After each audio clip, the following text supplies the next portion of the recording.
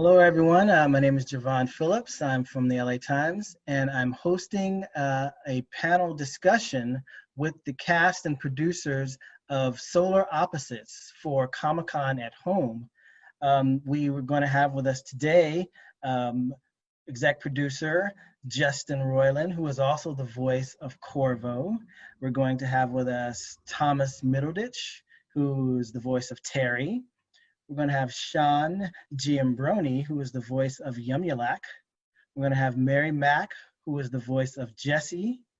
And we're going to have executive producers Mike McMahan and Josh Bicel. We're going to run through some questions from people that have sent them in over different social media, including Twitter and Instagram, and just videos as well. We are going to also look at an exclusive clip that we have from the next season, and we'll tee that up right now, and then we'll get into the questions. Thanks. Hey Korvo, you care if I take a tiki nap in here? I don't know why it's easier to drink and sleep on the couch than in bed, but it is. Go ahead, Terry. I'm just using the peace and quiet to recatalog all 10,000 data spikes. It's so relaxing. Terry, Korvo, Jessie got eyeliner all over my holocron and now it won't work. I'm experimenting with eyebrows. Stop judging us with your facial hair. What on Gorb's gray gribble is going on here? All the cool Jesse's girls stupid have girl eyebrows, paint and we corrupted don't all my have any. data, I and now want a 3 months resting of science face is gone. and a landing strip like Stacy K. Shut up. Why aren't you at school? Double duh. School's closed. Oh, great. What is it this time? Another one of their meaningless holidays like Apple Pie Day or Yom Kippur? No, it's summer. We learned about it last year, remember? The whole ice lava thing? No, what? I guess we'll just have to stomach one extra day of you taking up our adult space. Probably better than you being molested at that school. Summer break's 3 months long. Ah, man. 3 months? That's like one 90-day fiance. Yeah, and you better not be riding our crack like this the whole time. Summer is when we get to do anything we want. Like a screaming competition. Go! This summer thing is not gonna work for me, Terry. It's worse than the nightmare on Helm Street, which is what they call the time a porta potty emptying truck tipped over on Ed Helm's private drive. Such a waste of I poop. don't want the replicants at home. I can't take 3 months of this, Terry. I like them for 45 minutes in the morning and maybe a couple of hours at night tops. Well, we obviously have to kill the It replicants. does make the most sense. We can always grow new ones. Let's do it quick before we get too attached to these. What are we talking, poison? Put them in a bag and throw them in the corner? I was thinking we could maybe just shave some glass into their food. I could use my pillow as a silencer and shoot them in their sleep, right in their fucking face. Or use the pillow for a good old-fashioned smothering, just like the ones we see on TV and movies, Terry. Looks like the solar opposites are killing their replicants. Excuse me? Hi, Terry, Korvo. I couldn't help but overhear you debating different ways to kill your children. Mind That your is own correct. business, you old bowl of soup. Why don't you just send them to summer camp? Pretend we don't know anything and walk us through it. Thank God this camp thing came up. Jessie and I were just about to kill you guys. What? We were about to kill you guys too. That is so funny. Great minds think alike. Camp, camp, camp, camp, camp, camp. Hey, it's a camp thing. Wow. Awesome. Camp is, I'm going to go straight into the questions and everything like that. That was pretty great. But camp is kind of one of the things that, I think, especially right now in the kind of stay-at-home times, that brings families together. And I know that I've talked to the exec producers that we have here for a lot of situations. I've read a few interviews. You said that you bring in some kind of family situations that may have happened to you. Now, I don't assume that a porta potty fell in Ed Helms' driveway, but other things like camp and things like that might have fallen into some of the situations that you use. And even though there's spacecraft and death rays, can each of you name like a specific situation that you might have brought to at least an episode that everyone has seen? I wish I could send my kids to summer camp right now. I'm gonna be around.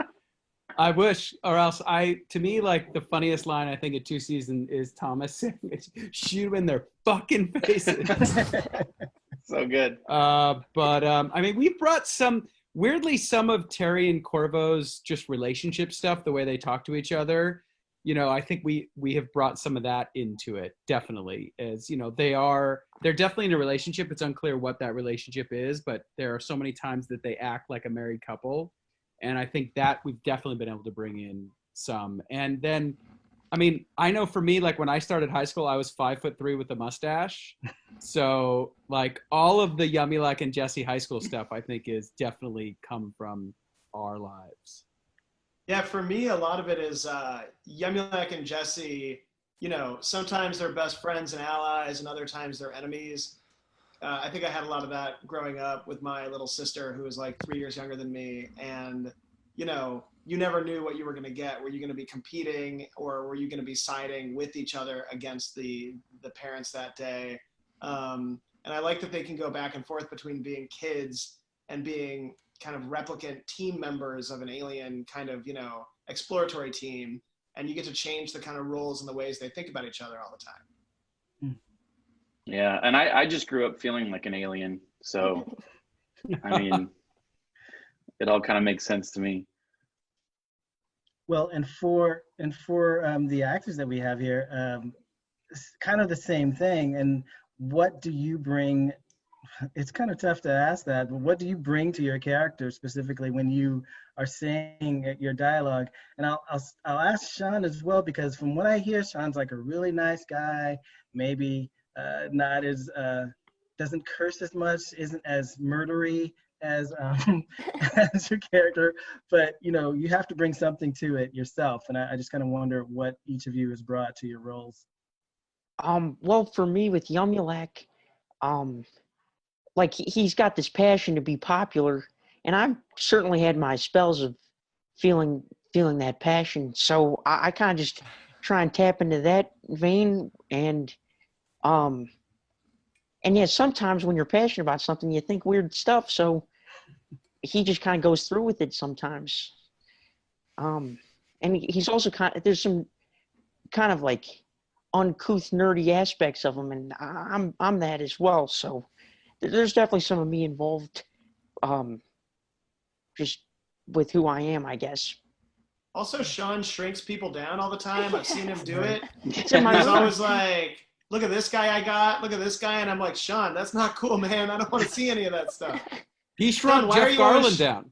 Yeah, I saw that. Sean, why did you ride an shrink animal so many cracker? people? You needed a red shirt, I understand. So Mary and Tom.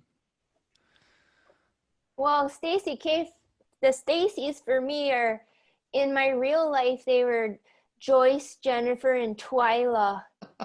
And, and so, I mean, I remember one time, like I was so proud. I laid out my clothes before school every night. I was on this real roll, and then I got to school one day. I thought this outfit was so great, and Twyla Jack came up to me. She was like, "You almost get it right, and you just do one thing to ruin it." Because I had like a friendship bracelet that was like the wrong color or something, and I always had like one permed curl in it. So I guess I'm the same as everybody else. I had a little bit of a rough time. I mean, I don't know what was the problem with my one piece of permanent hair. It's hard to visualize, but it was pretty great. Okay, I'm still bitter. Sorry, Thomas. No. No. Me, I never had any problems at school, but then again, that's not really Terry's story. Terry is like he's a departure of them from like how I live my life. Terry is this like naive, does whatever he wants, like layabout, and that I'm an incredibly successful, top of my game actor, and there's never any downtime. It's just always work, including in COVID times. Just work. But it's that departure from kind of how I sort of view the world is actually it's super fun. You just get into the booth and just say and do really weird stuff. And these guys are great. Josh, Justin, and Michael, in the sense that like you have time to get what's on the page, and then if there's funny stuff, they just want what's funny. So it's a really fun experience.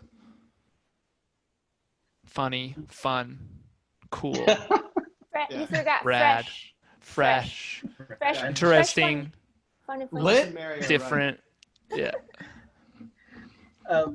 I know that in animation a lot of stuff has to be done before what's going on now, but you guys have a show that also talks a lot about just things that are going on now. I saw the gender politics episode and things like that. I know you gave a quote. I think the quote was it's a fun way to critique the stuff that we don't love in the real world. Is there anything in that quote that you're going to bring to season 2 that people might have to look forward to possibly, and just what can you say? We may as well ask that at the outset. What can you say about season 2? Whose quote was that? I think it was Justin, it was from Mike. Yeah, it was me. It was you and me talking about kind of like when we were talking about the wall and about Korvo's outlook on the world, that it's like, okay, it's easy to Got say it. like, oh, Okay. here's the stuff we don't like, here's the stuff Sure. we do. Okay. Yeah. Mhm. And I got know it. that for sure I can speak for me and Justin and Josh that there's nothing we hate more than haters. And we really bring it to the haters second season. Josh is always going on about the haters. And I think we take it to the haters pretty strong, and also to camp. We make fun of camp and haters. Camp. That's too Yeah. big. Woo! Enough with these haters already. Get rid of them. Man, they got a target on their backs. Bam. But we also like there's interesting class stuff, like, you know, in the season premiere of next year when they discover that there's another group of people that are there that they've never had to worry about class as aliens, and they deal with that. And then we have a great episode where Terry is like obsessed with dinner parties, and Korvo is terrible at dinner parties and says all the wrong things and doesn't understand why Brooklyn is cool. And it takes Don't it to tell them too much. I won't. It takes it to that's all I'm giving away. So I think there's a lot of that fun stuff. But I mean, like, the crazy thing is that I think it was Thomas, you know, like, we're so far ahead of everything, but in the episode from season 1 where they get flowers on their head, I think Thomas had a ad lib where he's like, when they come back and they're like, we're going through puberty, and they're like, no, it's just a fungus. You were like, you got to wash those hands. I still, to this day, I'm always saying, Mike and I are always to 20th, like, why are you not putting that out as a PSA? You missed, like, you literally should be having Terry, like, he was a year ahead of the number one thing that can save you from being killed. Wow. I also had a really important question for Thomas. Do you have a lot of input in the slogans that are on the T-shirts that Terry wears? Because those are awesome. No, I didn't even realize that was a joke until I saw the show, and I was like, oh, what a fun little thing. I had no idea. Then I guess the exec producers here, those are Nice great. try, dude. That was originally when Justin originally designed the characters. He put Terry in like the most basic T-shirt he could find on Amazon, and then it was a Star just Wars like, pun. Yeah, The horrible Star Wars pun shirt. and I think all the Terry T-shirts came from. We were really thinking about it, and we were like, we really can't see this pun every episode, or we're gonna go insane. So instead, we changed it up to an equally bad thing each episode. that we just kept challenging the writers to pitch more and more shirts, and then the absolute worst, funniest ones were the ones that won. And second season T-shirts, I think, are even better. I really love the Terry T-shirt. So for Justin, I know what I heard that you were originally going to voice both Terry and Korvo. Is that, I don't know, first off, is that true? So well, the story was that we wanted Thomas out of the gate, and then we went to Thomas on the pilot, and it was a pass. Which I don't blame your reps. It's a pilot. I mean, you know, it's like, I don't want to fucking deal with that. And then I remember I was like, fuck, okay, I'll do it. But I really, really wanted Thomas. Like, I couldn't think of anyone else to do the voice. And this is because we worked with him. Mike and I worked with him on an episode of Rick and Morty, and it was around the time we were developing Solar, and it was kind of just this perfect storm. And we were just listening. He made it a lot better. Yeah, he made that stuff like significantly better. And just the energy and the tone of his voice and stuff. I'm talking like he's not here listening, but he's right there. I see him. Look at him. I can go into cybersleep if you like. Talk away. Once we got greenlit to series, we went back and figured, it'd be a lot easier. it's a much easier ask when it's like, hey, we have a greenlit full season pickup. Do you want to come in, 10 times or whatever, 8 times and voice this character? And so, yeah, that was the plan. But I did have to do Terry for the initial pilot animatic, right? Or am I? Yeah. Yeah, and my Terry was just going to be like a nasally, it was going to sound like Morty, basically, like a louder. Morty. Yeah, and I was like, I don't want to, I'm really going to be stretching myself thin here with the video game, with the Trover voice sounding like more, you know what I mean? It's like, it's really going to be stretching that voice real thin. So yeah, I was thrilled that we got Thomas, not just for the voice, but also the improv, a lot of hilarious shit that he throws in there. It's fucking great. Makes the show better. Well, that was going to run into my next question, was in terms of how you cast, not just specifically the 3 actors that we have here, but some of your guest stars. When you write, I mean, people have this perception that sometimes when people write, they do have actors of voices in mind when they create characters. But did you, and how do you just kind of think about casting in general?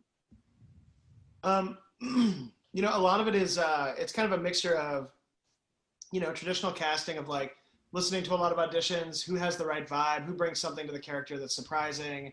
There's also on Solar, like a lot of the times we're just trying to write with people that we'd love to work with. We're trying to cast voice actors that we'd love to work with. You'll see a lot of people from Rick and Morty that across the seasons we just had a blast working with.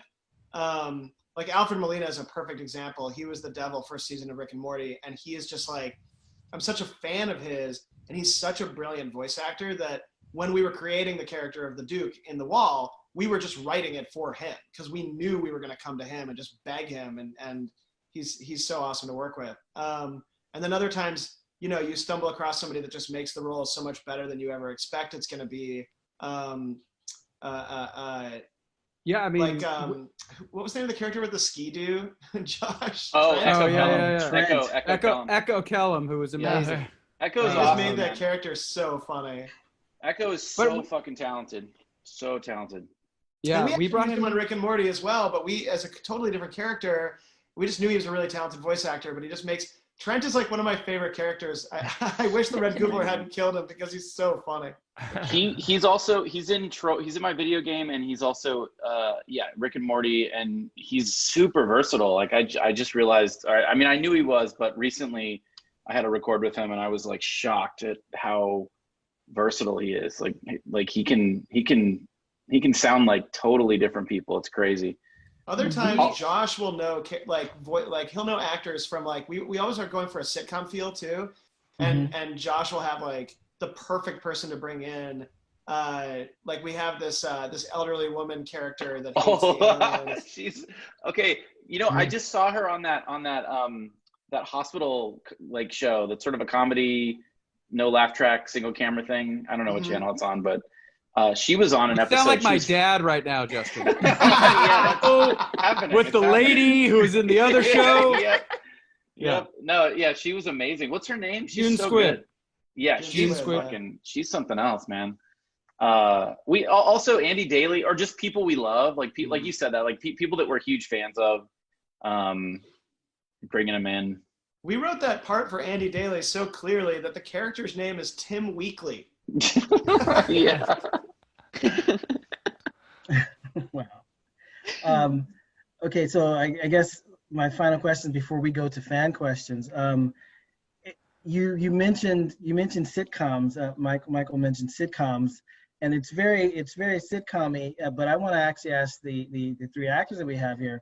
Does it remind you specifically of any particular sitcoms? Not that you grew up with, because I doubt there's anything like that there. But when you came in and you started to read and you got a feel of yours and what was going on with plots and everything, what were your thoughts in terms of things that you might have either already been in or seen or could kind of amalgamate to make this particular show? That's a tough question. I'm trying to think of like, oh man, the choicest answer to that. I mean, Like, yeah, it's a mix of Family Matters with a sprinkling of Step by Step. Exactly. That's what I wanted to hear. It's like Always Sunny was one. It kind of had a little bit of Always Sunny in it to me. I hope I didn't hurt anybody's feelings. Oh my God. I really like that show. It's a great show. Is everybody okay? Is everybody okay? Yes, yes. It feels a lot like Not a bad. It feels a lot like Fuller House, the new. Right. Yeah. That's what we were going for. Yeah. That's what we were going for. It Just feels like the kinda Goldbergs, right? Brady Bunch. Well, you know how Remember that dangerous show? they are. Yeah, I like the Parchment physical. Family. Remember the Parchment Family? No, you're getting it wrong. It was Oh. the Parchment family. Yeah. Sean, do you bring any of your Goldberg chops into Solar? Well, I think just out of habit, maybe I do, but I didn't pick up the sitcom-y feel till I watched it. Then I was like, oh, then I can see how they like make up at some parts that like. But for me, I just got caught up, and I was like, I didn't see it as a sitcom at first, but yeah, I can see how. We need to break the mold and do a couple episodes where they don't make up. Yeah. You know, just no way. Just leave it hanging. Just leave it hanging. When one of them gets addicted to drugs and. Javon asked the question that broke up Solar Opposites, the biggest creative schism. Sorry. We still have our addiction episode, Justin and Mike, that they were going to be addicted to onions, right? Oh, yeah. But they don't know it. They thought they were addicted to going to a friend's house for dinner. I actually want to do that story. Oh, yeah, okay. I still want to do that, too. Yeah, okay, sorry. Wow. It won't. It will change it from onions, and then people will I know. Be like, I'm used to shows that get canceled so quickly that I'm like, just tell every story. I forget that this is like a hit show. I know, Josh. When you started explaining season 2, I was like, oh, we already got a season 3, dude. Wow. Okay, well, I guess we can go to some of the fan questions that we have. They were sent in or grabbed off of Twitter and or Instagram. And so I think that we're going to just kind of show you whomever asking the question, and then whoever can answer if it's specific, to someone. Then just hit your buzzer if you know the answer. Your name is your buzzer. Just yell it out and go. Oh my God! I want to know how many. That's questions... not a buzzer. That's a knife. That's how we do it on Shlorp. Buzzer. Yeah. I want to know how many of the questions were really, Justin, let me get a Rick and Morty hat. Yeah, probably. I mean, Justin, where's Rick will you and Morty sign something 5? for me? Yeah. You know what? I suppose before we even start, there were the Rick and Morty crossover question. There were a few of those. So if you want to answer that, is that a possibility? Is that your thoughts? I mean, you got to ask these giant lumbering mega corporations that have merged together like, water droplets just growing into a giant ocean-sized whatever. Well, as everybody knows. Maybe if they just finally merge together into one giant thing, it'll happen. As everybody knows, the first thing you do when you're creating a new show is you start to think about all the crossovers you can do. So we've already written the Transformers crossover, the Star Wars crossover, the Muppet Babies crossover, the Captain Crunch crossover. We have a bunch more crossovers to write in case we can ever do them. We have the Looney Tunes crossover. We already did a crossover for Middleditch's new CBS show. They haven't even shot it yet. We already wrote the crossover for that. Yeah, CBS came to us and said, we've got Middleditch's show and the Mucinex people want a crossover. So we figured out how to get both of them. So the thing is now is just we got to get these corporations on board to make nice with each other and lend the IP. Yeah, I don't know how it all ask works. us how to cross over with Rick and Morty. Ask us how to cross over Disney and Turner or AT&T. Who the fuck owns Rick and Morty? I don't even know. I think it's AT&T now owns Rick and Morty. So why don't we do I say let's focus our sights on the McNuggets. You know, remember the McNugget characters from McDonald's? That's the crossover we need to prioritize. Yeah. Because I think that's an easier deal. I know what we would do if we did a Rick and Morty crossover. It would be everybody sitting in a room and they'd be writing emails asking the Power Rangers to do a crossover with Star Trek the whole time. Yeah, they'd all be together. And then at the end, they'd be like, whoa, we're out of time. Yeah, oh, man. Oh, it's a natural crossover there.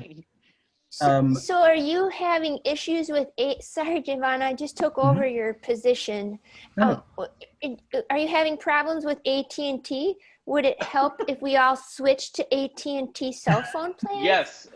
That's a big push. We're asking all fans of Solar Opposites and just anyone who's a human to switch to AT&T. No can do. I'm a Verizon man. You should know that by now.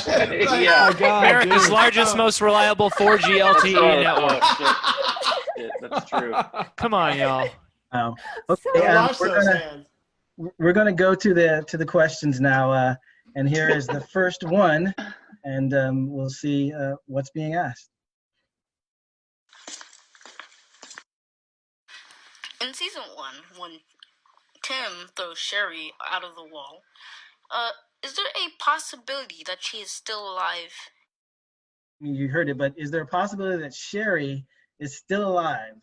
That was the question asked. I can answer that one. Sherry is very much alive as a martyr because Tim is using, Tim who killed her and pushed her out of the wall is definitely using her death as a way to control and kind of amp himself up as the new leader of the wall.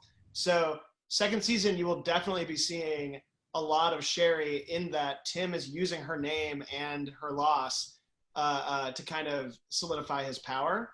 In fact, I'll tell you a little bit about something about season 2 of The Wall. There's a huge mural in the wall that he has painted that is about Sherry and how important she is. So in a way, Sherry is alive in the way that spoiler in the way Tim is using her memory. Wow. And he also uses her memory to beat off because because that spicy scene, I remember it. It's right behind you, Justin. Just tip to the side. Tip to the side. Let us see some of the goods. Comic-Con's gonna be mad. Comic-Con. Comic-Con. And what actual day? What date is Sherry Day? That's what I need to know. Oh yeah, I don't know. I don't want to throw one out there because I'll step on somebody else's important day. Josh, it's up to you. We don't know yet. That's something still in the works. We don't know. Okay. No, it's a spoiler for next year. December 25th. Yeah. Okay. And here's our next question.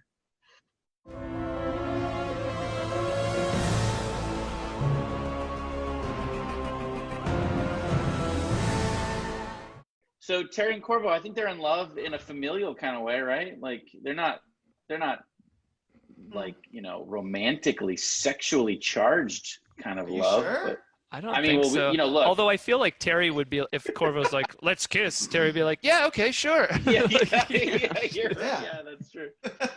Yeah. But it's not like fucking passionate, like, I want to rip your clothes off every second of the day kind of, right? I mean, we did just get more episodes for third season, so it's not sounding bad to me.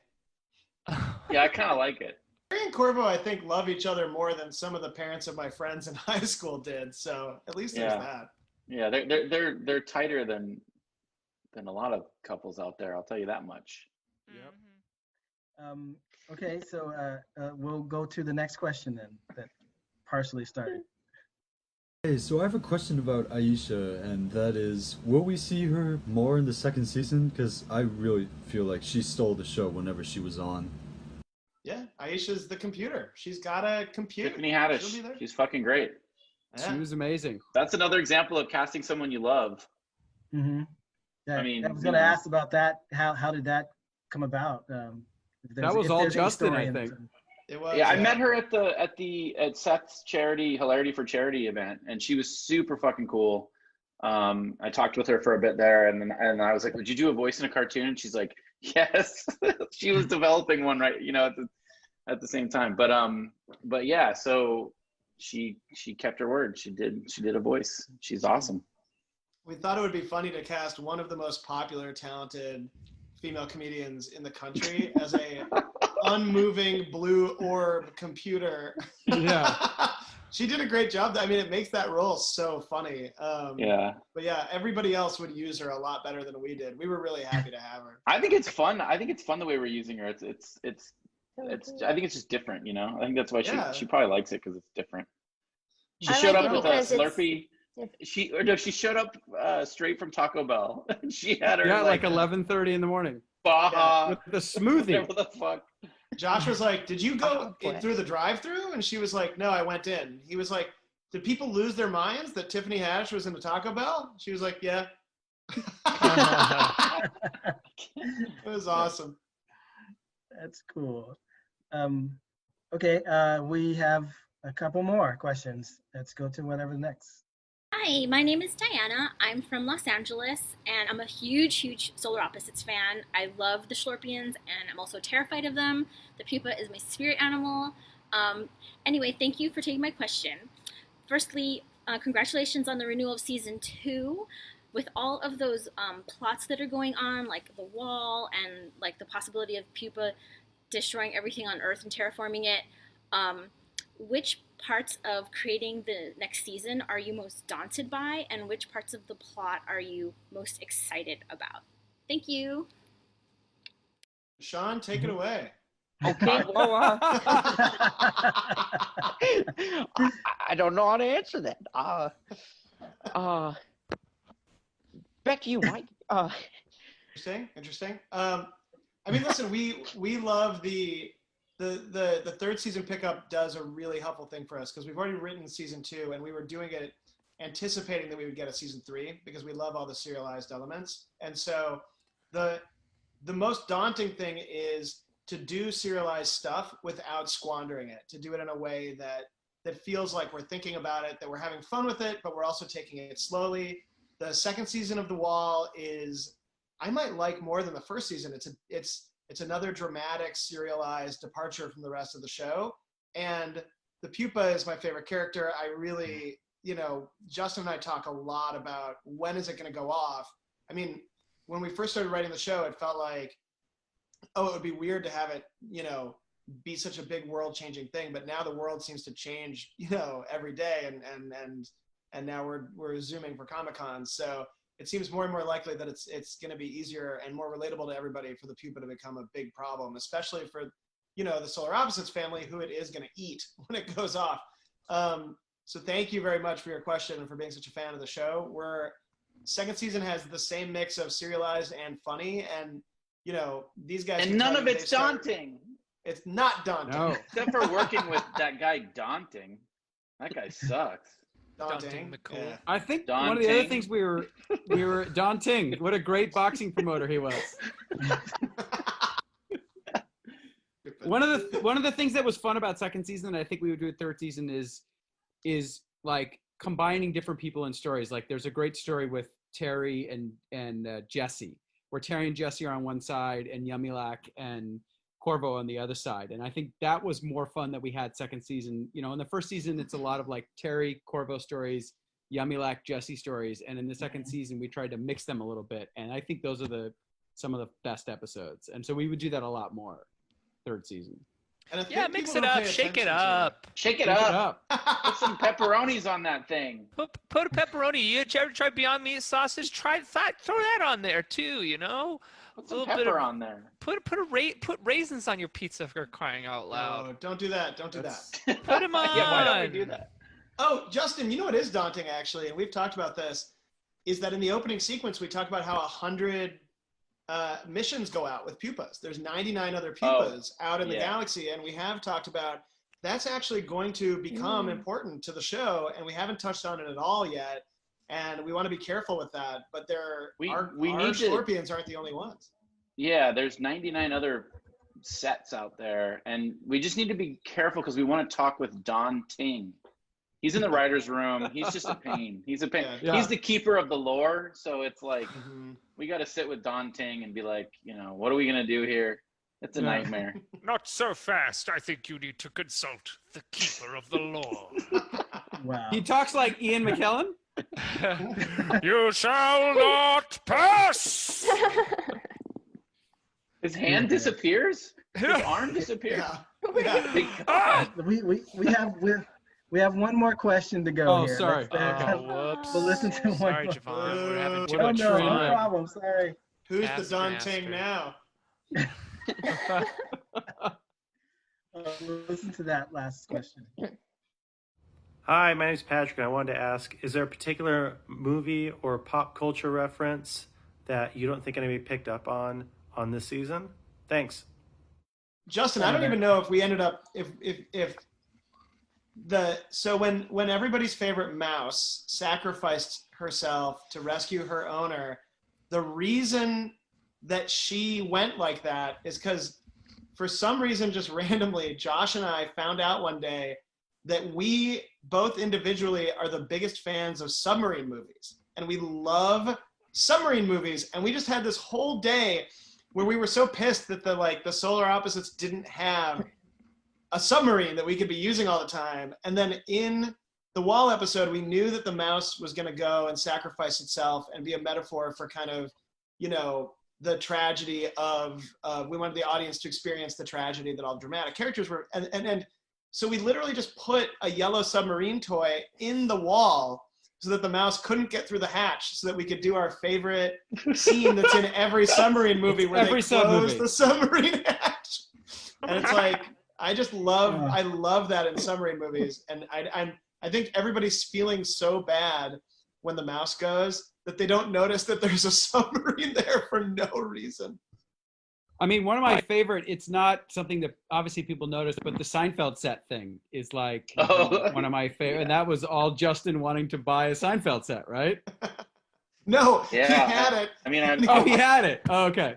Yeah, no, I have it. I still have it. It's still sealed, and I haven't checked to see if it's gone up in value, but. Wait, do you have it within camera distance? I got it for it's far. Sorry. Put you on the spot, man. Well, it was great seeing everybody. Yeah. It's pretty great though. Well, I was thinking maybe I'd buy 100 of them, and maybe if they all go up in value by like $10. Hey, Justin, what if Solar gets popular enough that we can make miniature sets of the little Seinfeld set in the wall? Yeah, that would be my dream come true. If we could make a miniature set with the Seinfeld set within that. Yeah. Yeah, that would be amazing. Can I ask a question? Yes.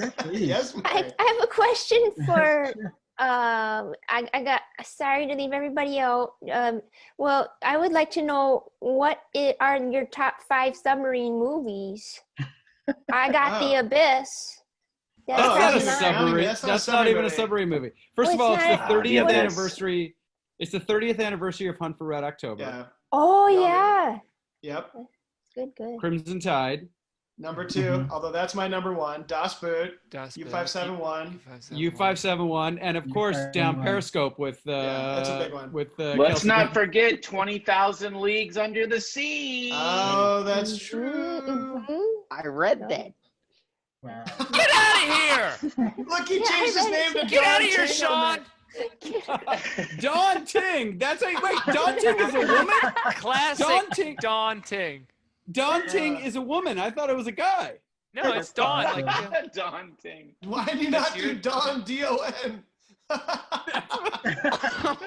Don. Well, Hey, I spaced out the. I don't even know if the Comic-Con people can see the names on here. You Sorry, think Don everybody. King would be as simple as to just spell their Yeah. name? Of D-O-N? course, it's D-O-N. Sorry. Oh my goodness. I like that it's D-A-U-N. Well, I like I had kind of one another question. Is my internet connection okay now? Okay. Yeah, it is. Okay, I had one other question kind of dealing with the wall, and this will be my last one, was actually the music. I know we don't talk a lot about music, especially in, maybe in animated shows, but specifically the Wall episode, it sounded kind of Lord of the Ringsy and just really like epic in scope in terms of the music. And could you talk about adding that, which was a departure from kind of the rest of the show in a way, which your show within the show type of thing. Could you talk about that real quick? And that'll be my last question because it was on my mind. Yeah, I'm glad you asked. So all of the music in the show is composed and orchestrated by a composer named Chris Westlake, and he does a lot of composing for big orchestras. Like he worked with J.J. Abrams on all the new Star Wars movies and stuff. He's just really great at that stuff. So we knew in this season that we wanted him to do one episode that had a full orchestra. So I think The Simpsons gets a 15-person orchestra, something like that. So for that episode, Fox let us use a 60-something person orchestra, and all of that music is originally composed just for that episode. It's not something that we licensed or reused from anywhere. Mm-hmm. And we have videos of going into the Fox lot. They have this amazing soundstage that they've been using for decades, that all the big movies are scored at. And during it they put Solar Opposites up on the wall so that Chris was conducting it and he could watch the scenes, and it was so funny to hear all of these amazing musicians that work on all these amazing movies performing this music with this goofy cartoon with Terry and Korvo stealing a bear in the background, and it was just important to us that this felt like that we had an episode that really caught you off guard, that felt really special, and that for the people in the wall, it's all really dramatic and intense, and we wanted the music to really feel like that as well. And I think we're releasing the music from the season as an album soon, so that people who loved it will be able to download it and probably hear it on Spotify. I don't know. What about vinyl? What about the vinyl? I hear we're going to do a vinyl release too, which would be really awesome. Okay. The music's really important to us, and it's great. We're going to release one for $1 million that Shakirley is going to buy when he gets out of jail. Just one? Just one copy. That's a really good idea. Yeah. Nice. That's all we're going to do. That's great. We're going to bury it in the woods somewhere. Oh, sorry. No, that's cool. I was gonna wrap it up here. I want to buy it. Just want to wrap it up here and thank everyone for coming on. And this is the cast and crew, including Don Ting from Solar Opposites. And this was our Comic-Con at home special. And thanks everyone for watching. And we're looking forward to seasons 2 and season 3. Thank you very much. Thanks. Bye. From